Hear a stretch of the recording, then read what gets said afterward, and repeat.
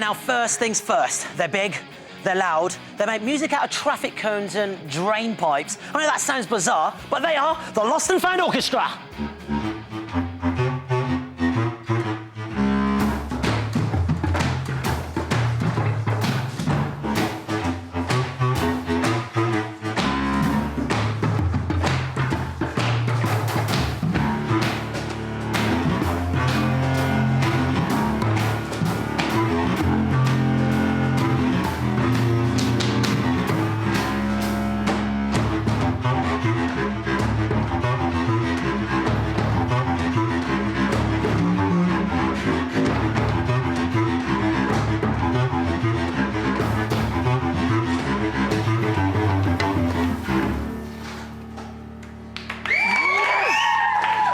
So creepy and cool. How you doing, Luke? You all right? Very good. Very Mate, good. talk me through a couple of these crazy instruments. This is a squonkerphone. It's a length for drain pipe. And it's got a garden gate latch with a tube. Hold on. All right, yeah. mate, all right. Chill.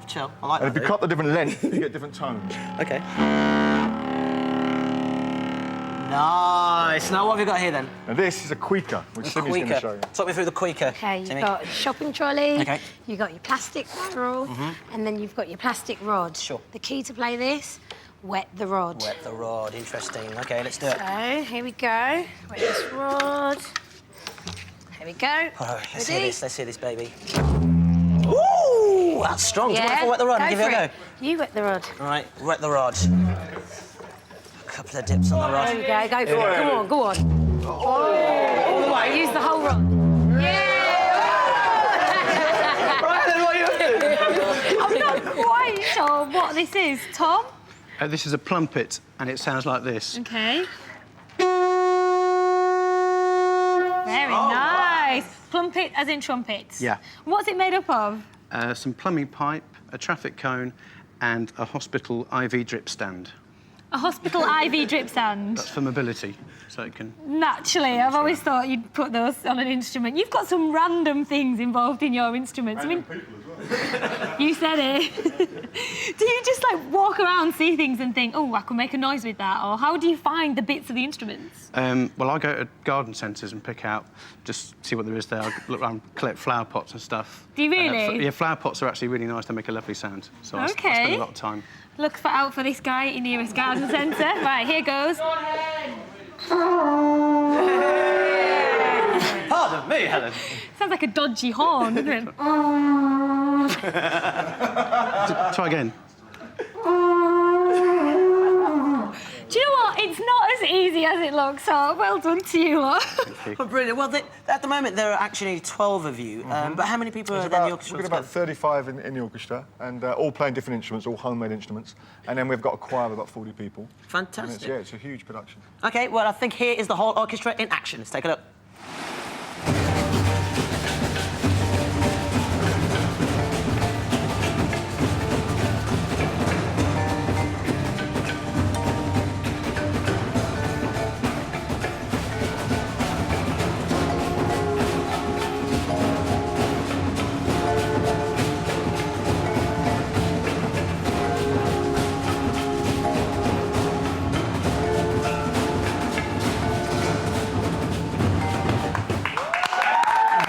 Looks epic. Guys, thank you so much for coming in. What a great performance, and good luck for the rest of the tour. Thank you.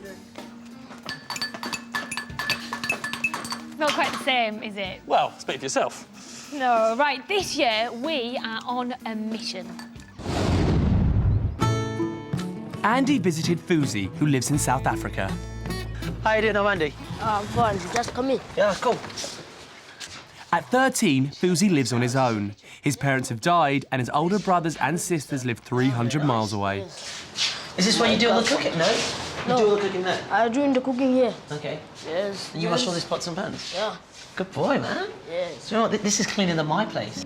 The government gives Fuzi 200 rand a month, which is the equivalent of 50 pence a day. He can only afford to buy and eat pap, a kind of porridge.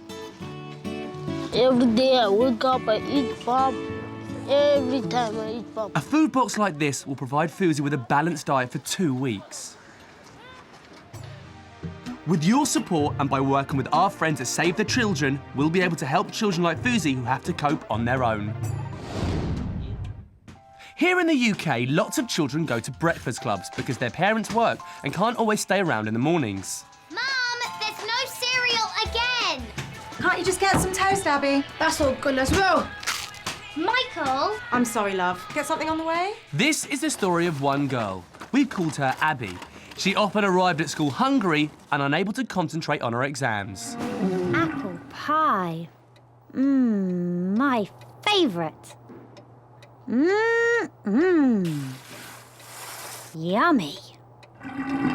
Right, who was that? Abby? Abby? Abby? I'm so hungry I could eat a teacher. Shh! Shut up! Don't you tell me to shut up! I'm your teacher! Her nightmare was over when she joined her school breakfast club. Working with the charity Continue, we hope to provide more breakfast clubs to benefit thousands of children. And you may have seen our new Blue Peter garden. Well, there'll be more to come on that in the spring. Together with the Federation of City Farms and Community Gardens, we want to get children growing food in schools across the UK. We want you to organise bring and buy sales so we can reach our target of 2 million meals. And you can do that by getting an adult to help you order one of these. It's a bring and buy sell pack. Go onto the website to find out more. Let us know how you're getting on because every penny you make truly counts. Yeah, now a couple of months ago I went to Bangladesh where I spent time with a boy called Yunus. He struggles every day to get his hands on enough of the right food.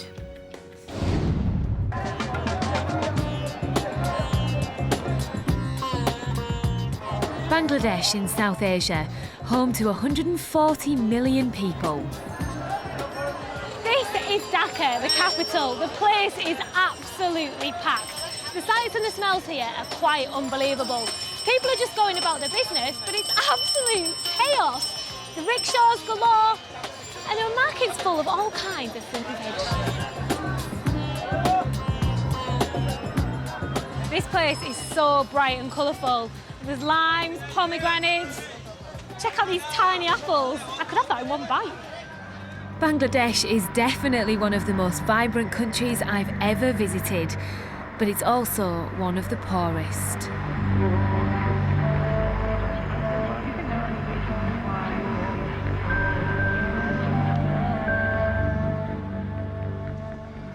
I'm on my way to meet a 10-year-old boy called Yunus. Life for Yunus and his family is really tough because they don't get enough to eat. And where he lives, there aren't any proper roads, so we have to travel by rickshaw.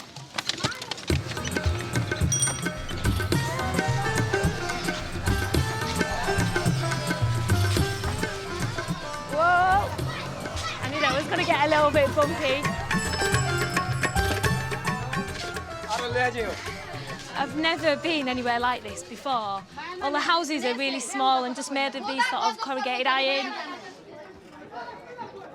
Well, Yunus lives down this narrow street. I can see the man himself. Hi, you must be Yunus. Salam alaikum. Salam. These are his 3 brothers, the baby. Hello. Hi, can I come in? This is their house. And this must be Mum. Salam alaikum. Wow, so this is it for the family of 5. So this is where these guys eat, sleep, cook, all in this one room. Yunus spends most mornings in the square playing with his mates. Yeah, Yunus! Right.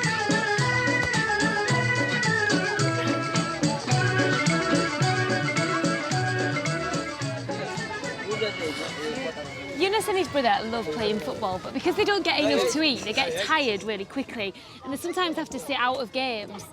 I don't suppose you two have had any breakfast? Today, I just had a biscuit and some water.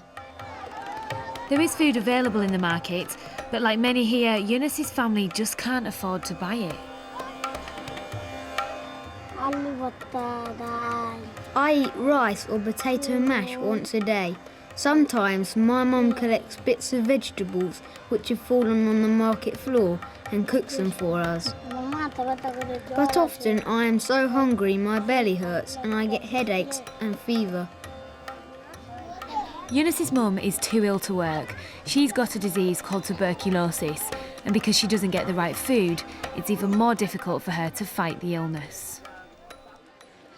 I've noticed that a lot of the children here are quite small. Eunice is 10 and Iqbal's 12, but they're not growing much because they're not getting enough nutritious food.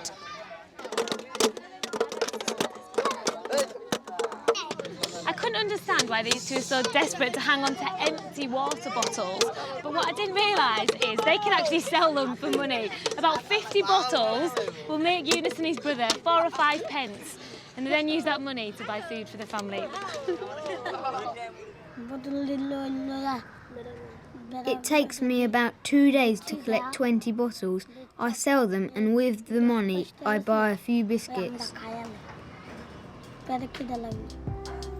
But recycling water bottles doesn't make enough money to feed a family, so Eunice has plans. When I'm older, I'd like to be a salesman. I'd like to work in the port, selling goods to passengers on the ferries. I'd sell all kinds of things like food, pots and pans and plastic bowls. Eunice and his brother make this boat journey most afternoons, having had nothing but a dry biscuit each for breakfast. We're just crossing the Burragonga River to get to the port. It's pretty busy, there are passenger boats coming and going all the time. When we got to the ferry terminal, I wasn't prepared for their next job. The only way for Eunice's family to get enough to eat is for him and his brother to go begging.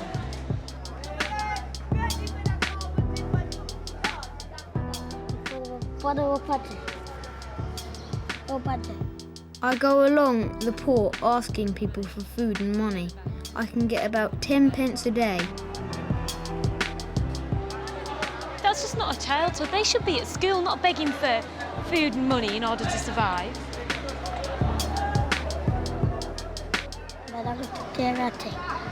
Some people give me leftover apples or bread, then I eat them.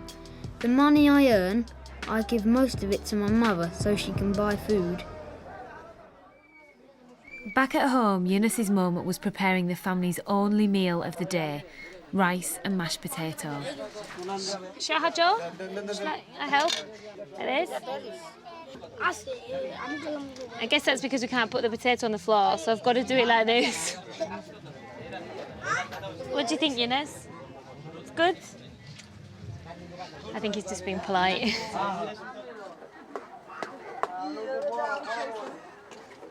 It might look like a lot of food, but it's got to feed 5 people. Today's a good day. Sometimes they get nothing. Well, the rice and the potatoes is filling these guys up for now, but it's all they'll get all day.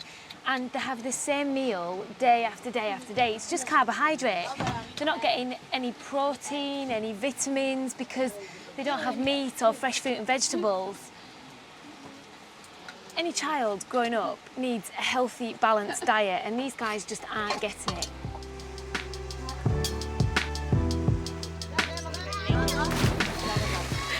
This is where Eunice comes to have a wash. It's also where he hangs out with his mates. I think they probably spend quite a bit of time down here.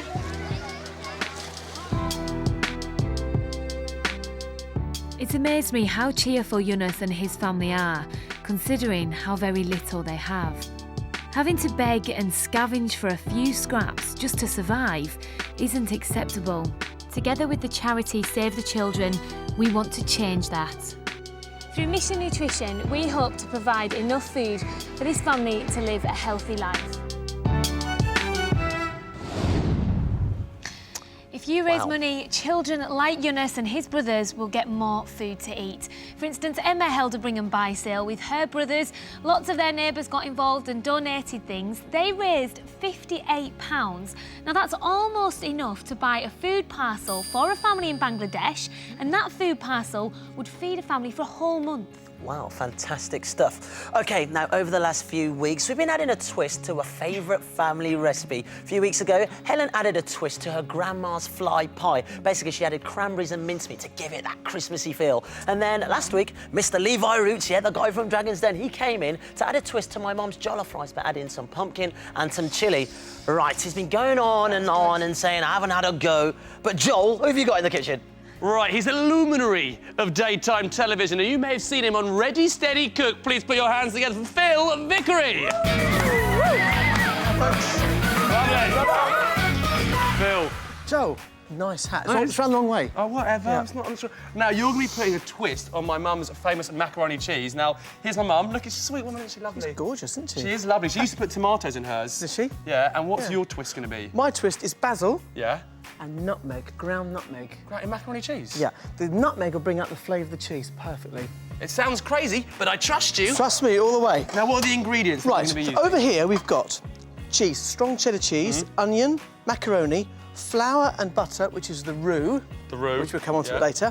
Stock cube, nutmeg, basil, touch of olive oil, salt and pepper, but you may not need the salt. OK, so how do we get started on this? Right, in this pan I have the onion, which we've chopped nice and finely like that. I did that. You did that, with 2 tablespoons of olive oil. Yeah. I have to say, if you did do that, it's pretty good. Well, thank you. I did not do that. Now, to that I'm going to add the milk. So the milk goes into the pan, straight in, like so, and then the stock cube. Stock cube. Now, this is a low salt stock cube. Right, what do I do? Just break it up and pop it into there. Like that? Now, the normal cheese sauce your mum would do, yeah, she would actually put the flour and the butter in the pan, mix it up, melt it, then add the milk slowly and then gradually stir it to get a sauce. That's a perfect way of making it, but sometimes you get a lumpy sauce. This way is fail-safe. Lump-free. Now, when you're cooking at home, who does the cooking? You or the lady or the kids? Do you cook this with your kids? Let into a secret here. Yeah. At home we have my kitchen and my wife Fern. She has her kitchen. That is... Right. Oh, look at you two, you're so cute! There she is. Look at that. He's gone red, he's blushing. No, look at the smile on her face. That's one of those, wait till I get you home. Yeah, and you don't get near my kitchen. But bear in mind, in my house, she's allowed in my kitchen, but I'm not allowed in hers. Where's the justice? I don't know. Right, so we're boiling here, aren't we? Right, back to this. Stop complaining, back to the cooking. Right, over here. Now, while that's coming up to the boil, here we've got a pan of boiling water. Yeah. Be careful. Now we're going to cook the macaroni. OK. Now, you rain the macaroni in. No, gently, and the reason why I rain that is because it won't stick together when it goes into the pan. Right, OK. If you stir that pretty quick. OK, then what do we do next? Now, while that's cooking, here we've got, this is the roux. Right. So, rather than making it in that pan there, we're going to mix the butter and the flour together. Yeah. Like so, to make a paste. A firm paste. Use your fingers, actually, it's the best way of doing it. And the butter's got to be nice and soft. We don't need to do that, do we? No, we don't. Because here's why. Look at that, like we did earlier. Yeah, hey, there you go. Right, I'm going to let this boil and continue. But now, when you've got a Blue Peter badge, that's all well and good. But what happens when you upgrade and get a silver badge and we surprise you? Right, here I am in Lincoln to surprise a girl called Jessica. She wrote us in a letter saying that she wants to be an Arsenal ladies footballer. So we thought we'd surprise her one of these, a silver badge. She's already got a blue one, so let's help her along her way being an Arsenal footballer. One of these. All right, come on, what are you waiting for? What are you doing there waiting? Let's go.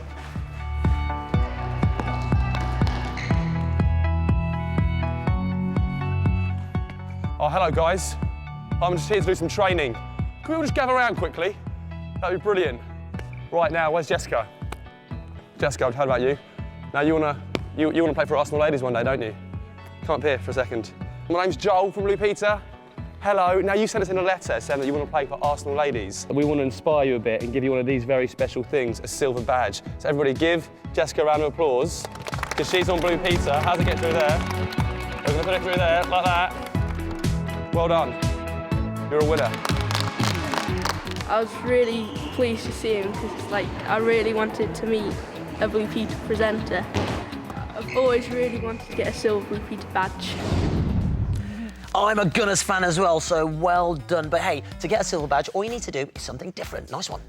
Why was Joel dressed as a 1920s footballer? Oh, whatever. I'm now dressed like a 1920s chef, and I'm here with Phil Vickery doing my mum's macaroni cheese with your twist. Right. Now, the pasta, when it's cooked, it'll end up just like that. Well, that looks... OK, so it almost doubles in size, OK? Yeah. And there's no need to put the oil in there. Put the oil into here, and it'll stick it together. What? Well, stick together, I should say. If you put it into there and tip it out, what's the point? As long as you stir that, Joel, they will not stick together. OK, I believe you. OK. Back to the sauce. Now, this has been boiling for 2 minutes. Yeah. What I need you to do now, Joe, is to put your roux or your... This is called a beurre. Beurre? It's very French. Into there in small lumps. Is that Birmingham in French? Yeah, it could be. OK, I'm going to start putting this small in now. lumps into there. Small lumps. And I'll whisk at the same time. And that will instantly thicken. This is new. I've never done this before. Now, the only thing you have to do here is cook the flour for about 30 seconds. Right. Otherwise, you end up with a raw flour flavour. Oh, we don't if want that makes sense. No, I know what you mean. It's that lumpy Exactly. That's not lumpy. Don't forget a little bit in there, Joel. All right, yeah. And what you'll do is end up with quite a thick sauce. Now, let's put that onto there. Look, you just fly. You know this kitchen better than me. I'll tell you what, I've cooked a long time. Now, that sauce seems quite thick. Yeah, it's really thick. You add the cheese. Right.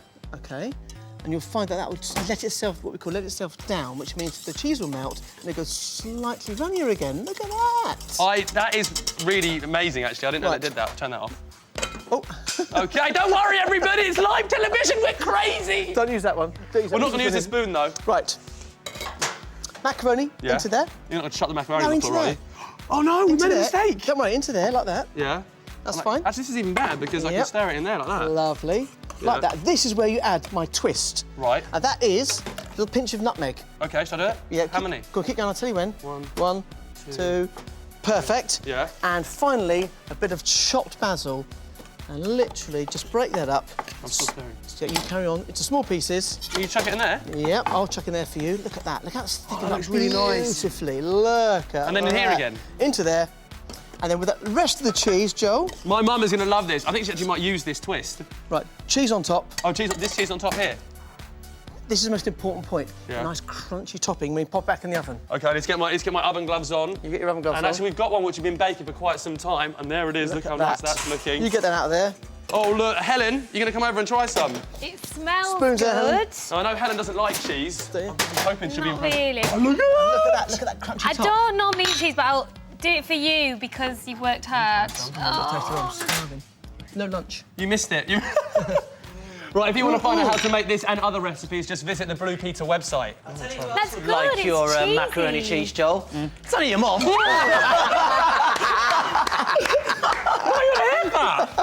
Oh, that'll chestnut. Have a taste, have a taste. Have a go. He didn't know his mum was coming. No, it's just a Blue Peter. Look at that. It's a Blue Peter joke, isn't it? Did you know? Yep. Hang on, What do you think? the What do you judge. think? What do you think? Oh, it's excellent. I think it's your boy made it. Yeah.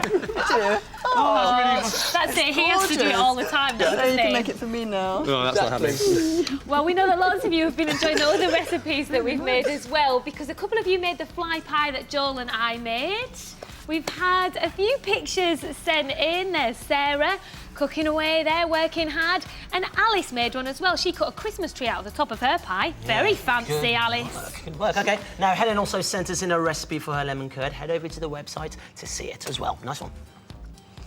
Well, it's almost time to end the show, but before we go, we've got to light one more candle on the Advent decoration. Everybody come up to the light. Come on, we've got family, OK? I'll take him on, Joel, don't worry. This is lovely. This is. We need, like, some chestnuts roasting on a log fire or I something, know. don't we? We need carols. You do the honours I've been and waiting light for years to do this. Do you understand that?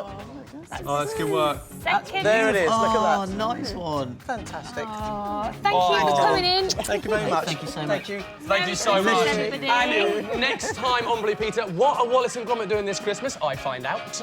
We'll see you next time. Good That's one. it. Bye-bye. There's my mum. Hey, I'm Gabriella Chilmi. Get bringing and buying for this year's Blue Peter Appeal Mission Nutrition. Do you want to play the most guns-filled, fun-filled games on a Saturday morning? Do you and your friend or your brother or your sister or your cousin or your neighbour want to try and win some incredible prizes? If you've answered yes to all of that and you're aged between 9 and 13, then Basil's Swap Shop needs you. Basil's Swap Shop is looking for teams of 2 to take part in Saturday morning fun. So if you want to apply, just go to the website and click on Be On A Show. Boom, boom! Couldn't agree more, mate. I don't believe it. Look who's coming to the CBBC office. It's Santa!